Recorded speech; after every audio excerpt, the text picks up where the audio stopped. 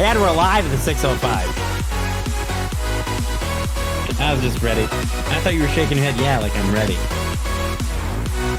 I was jamming out to John Jones just hooking his cat across the room. And we're live in the 605 with another Lunchbox podcast. Break time. Hooray! Thank you. Gosh, you're always so laggy. Hey, John Jones, what are you doing here? Oh, I forgot to make stumbled names. across this in the World Wide Web. I just put www.onboard.com and this came up. Wow. Well, if you go to Sure our enough, TikTok, that's just the three of us. you go to our TikTok, somebody informed us that we're a useless podcast. That is true. Yeah, So we're already useless getting some that- shade. So useless though that he commented that we were useless. So it Yes. made it useful. Yeah, you stinky douche. God, that's where I wish I had his tag and be like, DJ Johnson 55542. Sucks. But no, another episode down, another episode to do. Up. We're gonna talk today about gaming, board games, Board games. and things that, I mean, obviously Monopoly and Shoots and Ladder are the two that come to everybody's mind. But I know I'm in the No. Okay, shut up. I know I'm in the presence of people that are Like Board game presents. savants, experts, if you will, Wow. masters. yes, Wow. not peasants, but they have powers, right? And it's +2, +5. You know that. So we'll let you elaborate a little bit real quick. Ty, that's cool that you'll dominate Monopoly, but also excited for your invite. You've gotten multiple of them and you haven't accepted them. So it's called Defer, and we will proceed with what we're doing. So as we talk about games, what's the, I've seen it at places where they get together and they play these in-depth, like D&D. Do Not Disturb. That's Do Not Dungeon Disturb. Master. Dungeon and Dragon. Yeah, there it is right there. Is that like the Beckett guide we used to get, or the guide of how to play video games when Mario Brothers came out and things like that? Yes. Oh yeah, Tips and Tricks magazine. Yeah. Yeah. Clip out a Nice. Good coupon, throwback. get a free figurine. No, so D&D is the one that I hear the most about. Obviously, you guys are more into it, but if you had to give a synopsis on it, show's only about 30 minutes long, so if you had to give a quick synopsis on what D&D is, what's Fun. the rave? What is it? The best way to describe D&D is it's completely up to the player base, because you can have a very simple D&D game where you just roll the dice, go on a simple adventure, have some fun, or you can get very in depth with figures and maps and diagrams and stuff like that. So D&D is not as daunting as people think. It is literally just role playing at its finest, and it's as simple as you'd like it to be or as complex as you'd like it to be. You know, the easiest way I can describe it is you have a dungeon master, he narrates the adventure, and you as a player can do anything you want. Anything. It's up to the dungeon master to decide how it goes. So, for example, hey, you guys wake up on a beach after a shipwreck. Oh no. And all of a sudden you see a zombie. What are you going to do? And then if a person's never played before, they go, well, what can I do? Well, Grab what his do you dick and want to twist do? it. You know what I mean? Yeah. Twist it. Twist his dick. But that person could be like, well, I have a sword. Can I throw it? Sure. Roll the dice. And then they roll the dice and they see what happens. You know, that's D&D in a nutshell. It really is. So Nice. but it can get very complex or it can be very simple. Have you seen that movie yet? D&D movie? I've not. Ryan has. Gaddis, he saw it. He said it was good. And Nice. Alex Mader, one of my buddies, saw it. He said it was good. So I want to see it. Nice. See it. I heard good things. It's better than that 2000 movie. That 2000 movie is terrible. If you had to describe how it gets, so like, best way to describe certain games. So like, how do you, when you play with a group like you do, what's the objective to get to the end? How do you Win? Or is it one So of those there's participation a couple different things? things in. Yeah, I mean, there's a couple different things you can do in Dungeons and Dragons, and my highest recommendation if you're playing Dungeons and Dragons is go buy a starter kit. They're $20. It comes right out of the box with everything you need. All the characters are pre-made. The rules are in there. They're simplified. They're not super deep. You don't need this giant book. Like, this is a big book. for a dungeon master. You don't need this. You don't. It's a $20 kit at Target, and it has a pre-made adventure, prefabricated adventure that you just follow the steps, and then has everything written out for you, and you just play in sessions, like session 1, and you'll feel where a good stopping point is. And like we're on our fourth session. Our fourth session at the end of the month, we'll finish this campaign that we did, and it's literally just the starter set. So we're not masters of the craft. We're not absolute D&D savants. We wanted to play, so I bought the kit. We opened it up. We started playing. So how many people do you have in your group? We have 5, including me. So it's me. I'm running it. I didn't want to run it, but one of the guys in our group said, "Hey, you're the rules guy. You're the guy who like keeps us in check when we play other board games." He's like, "I think you can do it. You're animated, and you can, because I mean, you can get goofy with it. There's some theatrics in it because you have to play all the characters. You know, if they talk to an old woman, you can make a voice. You know, you have to describe all the battles, so you kind of have to have a little bit of an imagination and be creative as the dungeon master. Imagination. So we have 4 players playing and me running it. So cool. I think the hardest part about running it is D&D has no limits. Dungeons and Dragons has no limits on what the players can do. So the players will go off script all the time. So there's a lot of times where I have to think on my feet of like, shoot, that's not what I wanted them to do.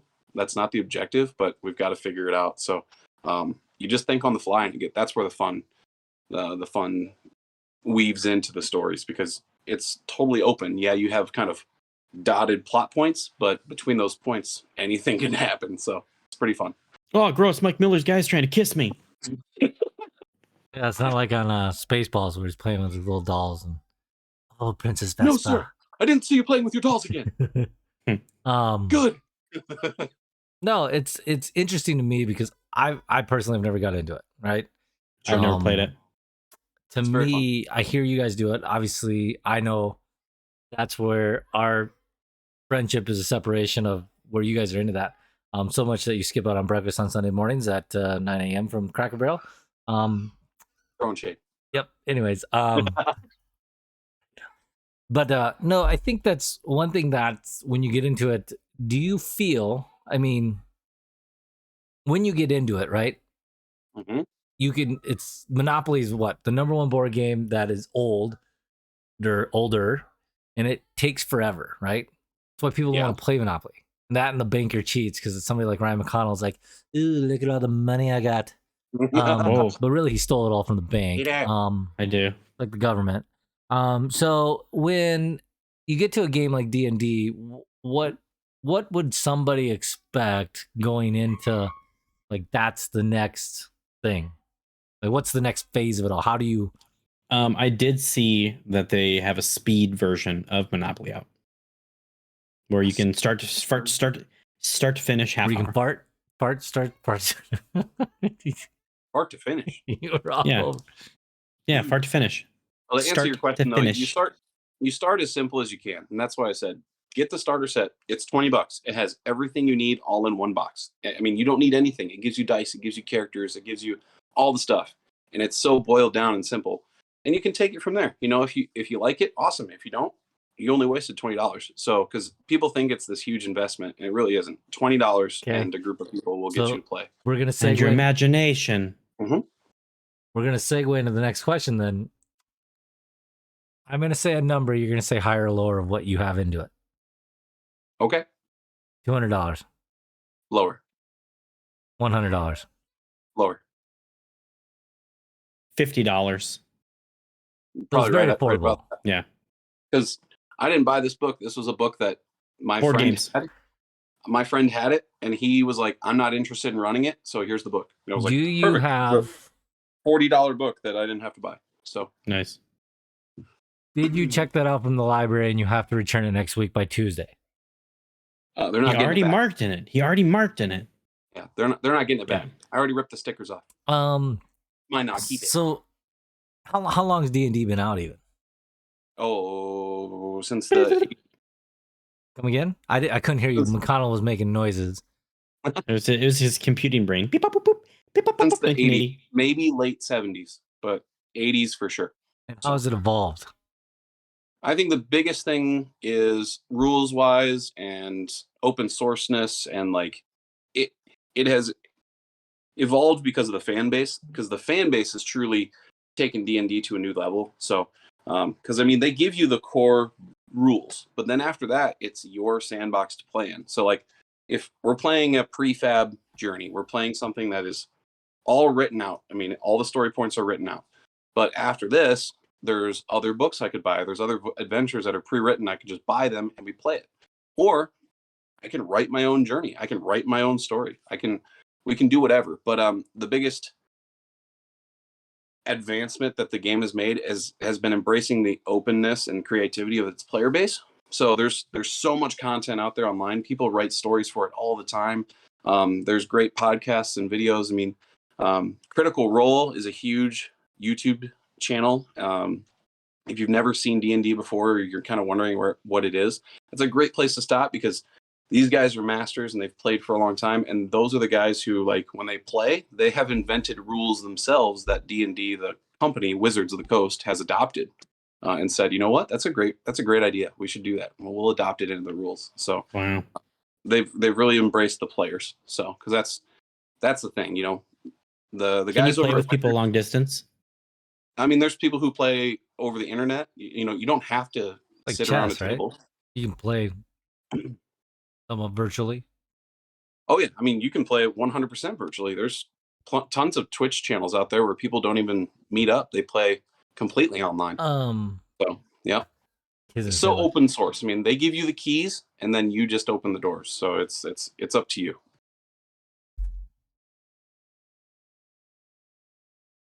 Anyways, so Ty back, it says it sounds complicated. Ty, it is probably complicated for a mind that doesn't have the patience to probably Well, Ty's calling own them shoes. stupid. So, Jesus. I would say it's not complicated. You just have to have one competent person who knows the rules, just the basics. You just have to have one person to help run it. As long as you have a good person to run it, they can really guide the players, brand new to it, whatever. So that's going to be the biggest thing is having one good person to just help those players along. So, because like for example, my players got stuck. There was it wasn't really a puzzle, but they weren't sure what to do. They weren't sure what to do next. And I was like, well, how can I help them? Because they tried everything and they were kind of stuck in this room. And there was this jewel that was in the wall and they weren't sure what to do with it. They weren't sure what they had to do. Ultimately, the goal was they had to destroy it. They had to break it, but they were worried about breaking it. So they tried all this stuff, and then they're like, it was kind of quiet for like a minute and a half. Like, what do we do? What do we do? What do we do? And then in the role-playing aspect of it, we have one character who is playing a cleric, which is kind of like a religious undead zombie killer type of guy. Like, think like Van Helsing type of person. But he's a religious character. He has a god, you know what I mean? So in the role-playing aspect, I said, hey, why don't you pray to your god and ask him for guidance? And then he goes, yeah, it's a good idea. And then I said, roll the dice, make a whatever roll, you know, constitution or religion roll, you know what I mean? You're making it up as the DM. That was me being creative because they were stuck. And I made it an easy task of whatever he rolled. As long as it was above a 5, he would pass. He rolled a 10. I said, perfect. Your god shows you a picture in your mind of this gem shattering. And then he goes, oh, okay, we have to break it. Done. I've guided them, but I kept it in the flavor of the game. You know, I didn't say, well, guys, you have to break it. You know what I mean? That's kind of breaking the story and breaking the role playing of it. But I wove it into the character and kept them kind of in the game without taking them out and giving them just a MacGuffin of like, well, this is what you have to do, guys. You know, you don't want to do that as the dungeon master. Yeah, make it too easy. Yeah, you want to lead them along. Yeah. So that's a good example. Piece of candy. Ooh, piece of candy. Yeah. But I mean, D&D, you know, you're asking me a lot about D&D, but there's so many board games, though. I mean, so many board games. Segue. People can get into any board game they want. You just. What was your first board game you ever played? My favorite board game I've ever played? No, what was your first? Oh, first. As a kid. Oh, I gotta say probably Candyland. You know what I mean? Yeah. That's very simple. You know, Cheerio. Yeah. Super, super simple. And board games have gotten quite extravagant now, but there's also very simple games. Settlers of Catan is an amazing game. A lot of people have played that who aren't gamers. I've actually played that. Yep, and that's a great gateway board game. Ticket to Ride is an amazing family board game. that opens you up because it gives you a lot of tools that are in other games that you're playing there. And then when they play something more complex, they go, oh yeah, that's like Ticket to Ride. I played that, you know, or that's like what I did in Settlers of Catan. Oh yeah, I remember that. Like, so it gives you basic ground rules of how to play other games. So I call them gateway board games. So Catan, Ticket to Ride, those are really, really, really solid gateway board games into getting people into much more complex games. You know, D&D is at the top of the mountain. It is complex, but you know, we kind of started at the top of the mountain, so now we go down to the bottom. Yeah. And Catan, Ticket to Ride, those are really great games to get the basics of how to play a more advanced board game and get you into other board games moving forward. So, yeah. Love it. Sorry was a game. I stay in that. Sorry. That was a good one. I don't know. Maybe Would one count Hungry Hungry Hippos as a board game? no. I would count that as a board game. No. Board game Yeah. is on a fucking board, not a piece of plastic where you're chomping at it. It comes in a box. It's a board game. Then is Connect 4, is that a board game? Because it's pretty much the same thing, made out of plastic. Board game. Yeah, No. board game. Mousetrap a board No. game? It's a board game. It's No, Monopoly. it's a plastic game. It's Yeah. a plastic. Nah, but board games are board games. Board games are like your. If I'd even say checkers and chess is more of a board game than those. All right, But- remove board game from your vocabulary. Mind. Tabletop No, because games. look at everything that Tabletop they're game. listing over here, guys. Everything they're listing is literally something you pull out John of a Jones box can't and you see. go,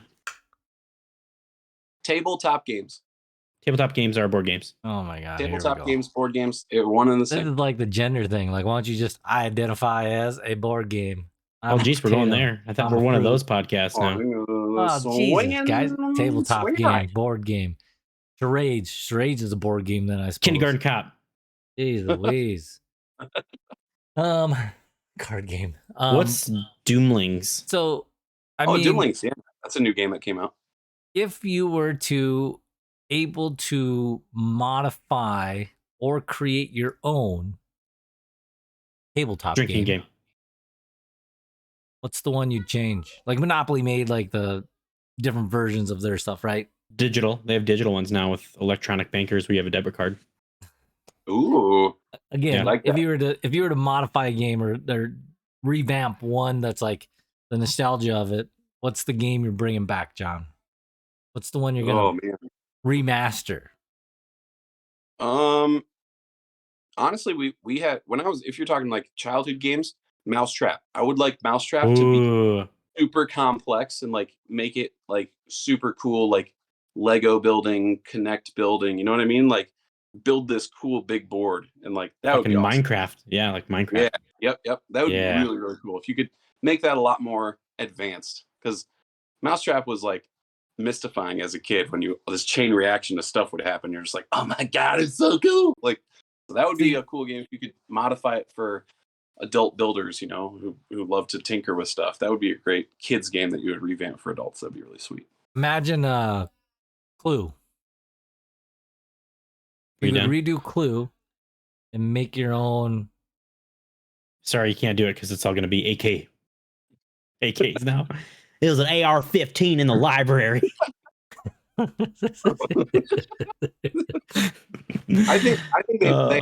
I think they have remastered Clue and redone Clue. It's called Dinner Murder Theaters. You know what I mean? Like that's just Clue. You're playing Clue, but Wow. in an adult setting. Yeah, Operation.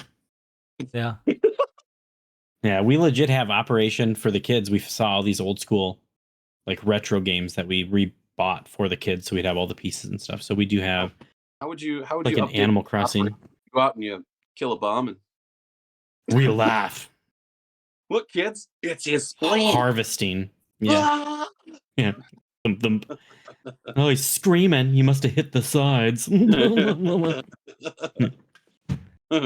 Oh But yeah, I mean, man. board games and board game culture has been around for a while. I mean, but the culture of games and board games and tabletop games like has had quite a resurgence and a renaissance with Stranger Things really repopularized D&D and brought it back to the mainstream. So without shows like that, I don't think D&D would be as big, but it really made people be like, oh wow, I forgot about that. Like we should play it. We should do it. And they make all sorts of different themes too. So Like they actually have a Stranger Things Dungeons and Dragons adventure you can buy, and they have a Rick and Morty Dungeons and Dragons adventure you can buy.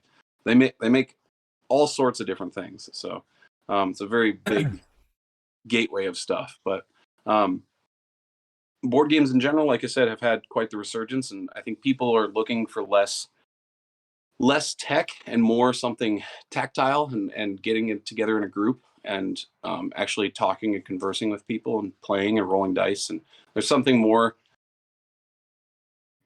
personable about it and more heartfelt with it, because you're actually sharing an experience, whether it's Clue or Monopoly, Dungeons and Dragons, Settlers, whatever, Settlers of Catan, whatever. I think there's such joy getting together and playing a game. Like one great example before you continue is, you guys know the 1970s movie The Thing, John Carpenter's The Thing? Yeah. So it's a horror movie. Great concept for a board game. And I got a whole group of people together, like 9-10 people, never played board games. Half of them never played board games before. Sorry about the Oreo ad. No, we like it. Plug it. Free We're not Oreos. sponsored. Yeah, no, not sponsored. No. Half of them had never played board games before, but the concept of the board game was so simple. Everybody's on this station. One of us is an alien, and we have to figure out who it is. And then during the course of the game, that one secret person could infect other people. So most of the time we weren't sitting at the table. We were all huddled in groups, like talking about, like, well, this guy's acting shifty, man. Like he's probably the dude, you know what I mean? So, and it created this cool dynamic, and people loved it. It was such a great experience because it turned into much more of a party rather than just like sitting at a table, reading rules and rolling dice. It became a social event where everybody was suspicious of everyone else. It was very, very fun, very, very cool. So that's Sounds a like great orgy. experience. So it was awesome. What about the Play a hard game. Who's in my mouth? Who's in my mouth? The Infinity game table. Have you guys seen that from I've seen that. Arcade 1UP? It's like a digital board game, like a touchscreen tablet. Yeah, like 32 inches. I've seen that. They have a pretty basic selection of like the classics on there, but there's not a whole lot of advanced games. I mean, it helps for people who don't want to have all the setup and cleanup, because that's half the battle with most of those games is losing stuff, up a board, cleaning up a board, making sure everything gets put away. So I mean, I guess for people who don't want to do the setup teardown, it's for them, not for me. I actually like setting up a board and doing that.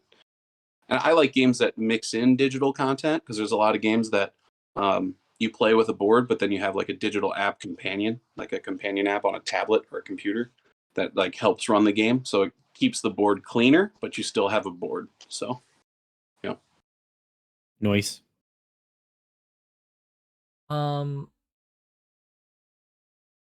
Roulette is kind of a board game. Not really. I thought he was talking about legit roulette. That's why I was doing this during the thing. Russian roulette? No, Yeah. I think he's talking about the casino. Yeah, casino. Act it. Sure, that's a board game, I guess. Like backgammon. No, the one thing that comes to my mind, Mahjong. probably the number one game, Battleship. I mean, absolutely. That's definitely up there. I'm putting it top 5. I put top 3. Guess who? No, not in top 3. Okay, here you go. We have Guess Who for the kids now. It's awesome. It's like the fuck, marry, kill stuff that people ask sometimes. Game that you wish number one game you'd play all the time, no matter what, if you're stranded on an island.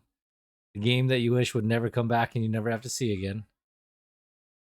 And the game that...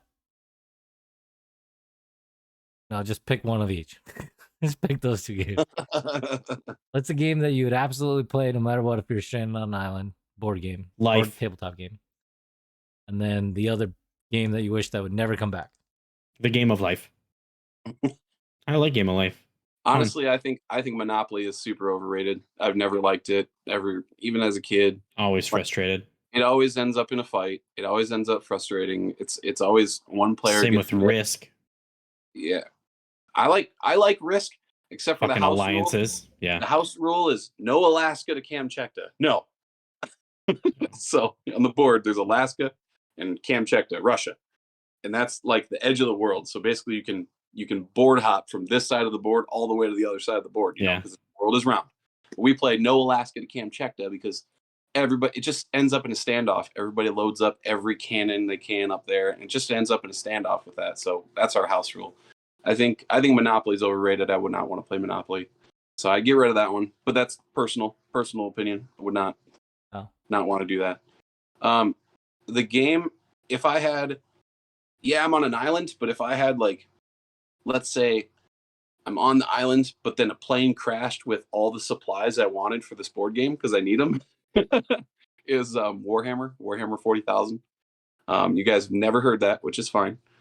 You want to talk complex?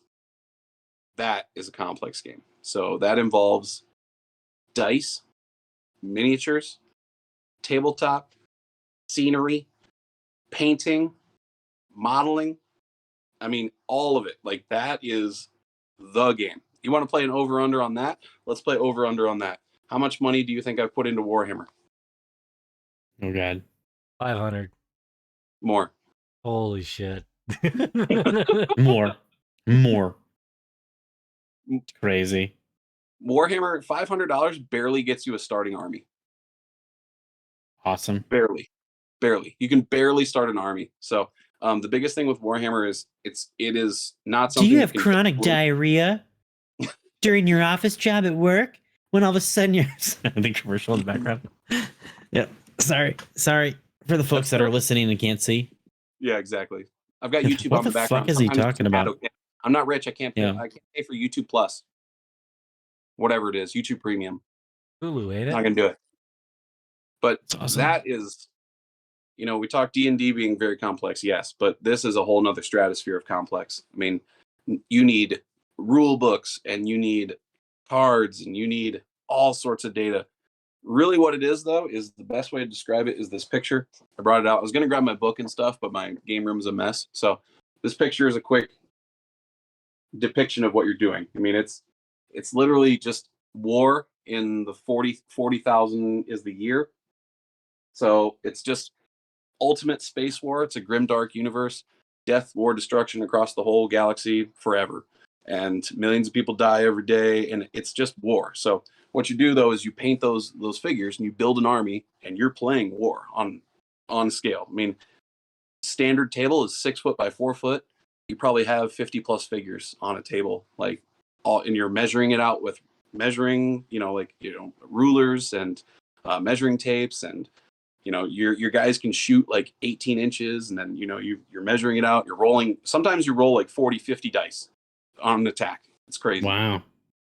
Super crazy, super awesome. When have you ever played that? Like, who I has that stuff to do that? I went in that one's a very hard game. You can't just go into it yourself, because you can't play by yourself. There's a couple of local places in town that play, but what I recommend for anybody who's trying to get into that is find a buddy who's interested and then split a starter box, because the starter box for that is like $200. Wow. And then you just split the armies, because it comes with enough to play for 2 people. Pretty bare bones, gets you the flavor before you can, find out who you like, because there's tons of factions and all that stuff. But I just found a buddy who was interested, and I said, hey, you want to split this box with me and play? And he's like, yeah. So we split it 100, split the armies up, and then we loved it. It was awesome. So then we found armies that we liked, and we went hard into it. So I have pretty much one guy I play with, but we've traveled to 2 different conventions where they've run games with other people. So, and they're just not far, went to Sioux City, and they were playing it at a comic convention. That's crazy. I had no idea this was that intense. Yeah, you bring like your whole army with a box and everything, and there was a good group. There was like 30, 40 people playing. So race for and you play pink against one person, but then you play a match, and then you move on to another match, move on to another match. You lose your people? So yes and no. I mean, you don't like lose your people as in like they die and you just you have to crush your figure or something like that. No, I'm saying is like, if I played you, can I, like how people race cars for pink slips? Mm-hmm. Could I play you for your figures? And if I beat you, I keep your shit. You can do that. So there's a great gaming convention called Adepticon. Adepticon is kind of the mecca of board game culture and board game conventions. there's a secret hideaway. Nerd. There's a secret hideaway where people play a version of Warhammer called the Grinder, and think like Mad Max Thunderdome, where two figures enter, one figure leaves, and Nice. the loser puts their figure in an actual meat grinder and grinds it up. What? Jesus. That's hardcore, because some of these figures, I mean, when you build and assemble them and paint them, you have hours. You have hours into these figures. You know what I mean? Like, you've built and assembled and painted. Like, Wild. That's crazy. Yeah, I should pull out some of the figures that I have sometime. Next time. And next time I'll show you some of the figures, because I have a vast army that I've painted and assembled. I mean, yeah, but we're talking tanks, we're talking laser cannons, we're talking all sorts of crazy stuff. Lightsabers. I mean, Wow. Thundercacks. Oops. But that's really super nerdy. But I love it just because it is a whole hobby. You know, there's and there's also people who don't play, but they like to paint them and then they sell them, because really high quality ones can go for big money. Wow. That's so well. Yeah, no, that was, I mean, it's so informative. The thing is, it's such a different world. I think that was that a half hour. Yeah, that was crazy. That's what I just looked over. I'm like, oh, no, it's just, I don't want to say it's like surreal. It's just one of those things that, like, honestly, I think it's the general public is not aware or exposed to some of that stuff, because they're not fucking nerds. These things have other dumb shit that people want to see all the time. Angry Birds. Stuff like that, though, probably teaches you a lot of strategy. Like life lesson, like real life lesson about strategy and finances, the patience to do things. And I think it actually teaches you personal skills, because you have to play with other people, and sometimes some of these people aren't nice guys. I mean, I'm serious. I mean, you are playing with, you know, some of the guys who haven't seen sunlight in a year. You know, they live in their mom's basement. The stereotypical nerd. You know what I mean? Some of these guys are hard to get along with. Some of them are. They just are. They're not good. They're not nice people. They're not cool people. You know, they're quote unquote cool people. You know, what people think are cool, but and that's some of them. It's a small majority. It's not the vast majority. But you're forced to play with them because you're stuck at the table. So it teaches you personal skills. It teaches you how to interact with some of these people who are hard to get along with. And basically, then you move a manager to a Karen with them, and then you play somebody else that you have a great time with. Like me and one guy, we were laughing the whole time because we were just murdering each other. It was super funny. Every roll was just like dead, and we're just laughing because it's just a slaughter fest. And some games are super boring. You know, I played against one guy. He didn't even have his army painted. So it's like it's not that I was judging him like, come on, dude, paint your figures. But he was so lazy. You know what I mean? Like, dude, come on. We're trying. We traveled here. We're doing this thing. You can't even like paint your army. And he was just not fun to play with. But I played with a guy and I had to learn to have fun just with my own stuff. You know what I mean? So just different things like that. But Dungeons and Dragons also a great way to interact with people that you may not interact with, and learn about them and get them out of their shell. Like there's a lot of people when they role play and they do things with a board game that they wouldn't do in real life. So it gives them a chance to get out of their own box, talk to people. Yeah. Anyways, so yeah, we'll have to. I don't know if we can really segue and continue, but part 2. Bring in another person maybe if somebody wants to join us. Part 2, I'll show you my figurines. Don't tell. Come on. Yeah. They're so cool. But anyways, yeah. Be sure to. I'm gonna do the typical tie back as typical Mike.